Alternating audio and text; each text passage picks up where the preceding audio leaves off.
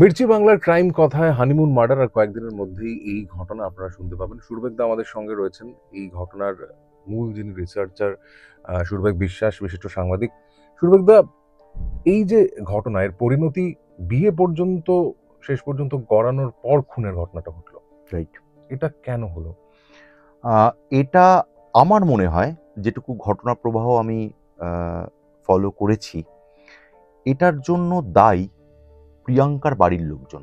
সুজয়, তাদের প্লাইউড যে ব্যবসা রয়েছে, সুজয় সেখানকার একজন কর্মচারী, অ্যাকাউন্ট্যান্ট ছিল সব। প্রিয়াঙ্কার সঙ্গে তারা সুজয়ের বিয়ে দেবে না, অথচ সেই পরিবার কিন্তু তাদের ব্যবসা থেকে তাদের কর্মচারী হিসেবে এই সুজয়কে বাদও দিল না। প্রিয়াঙ্কার সুজয়ের প্রেম কিন্তু চলতে থাকলো। সমান্তরালভাবে প্রিয়াঙ্কার বিয়ে ঠিক করা হলো পাল্টি ঘর, তারাও হচ্ছে মানে মধ্যপ্রদেশের সম্পন্ন পরিবার। এটা কেন করতে গেল তারা যদি মনে করে তাদের মেয়েকে এই সম্পর্কটা থেকে বার করে আনবে, তাহলে তারা একটু সময় দিতে পারতো মেয়েকে, বা তারা সময় নিতে পারতো। সেটা কিন্তু এই পরিবারের সদস্যদের মধ্যে কেউ করলেন না। তারা একটা বিয়ে চাপিয়ে দিলেন। প্রিয়াঙ্কা কিন্তু প্রিয়াঙ্কার মাকে রীতিমতো শাসিয়েছিল, বিয়ে তো দিচ্ছ, দেখো যার সঙ্গে বিয়ে দিচ্ছ তার কি হাল করি। পরিষ্কার ছিল ব্যাপারটা, তা সত্ত্বেও বিয়ে অব্দি ব্যাপারটা গড়ালো কেন?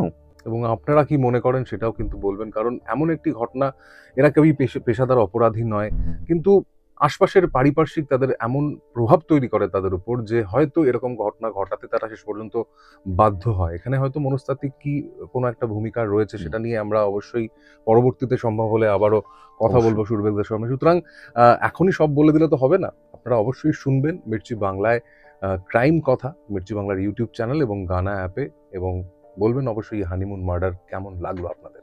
আর সুরবেকদা, থ্যাংক ইউ সো মাচ। ধন্যবাদ।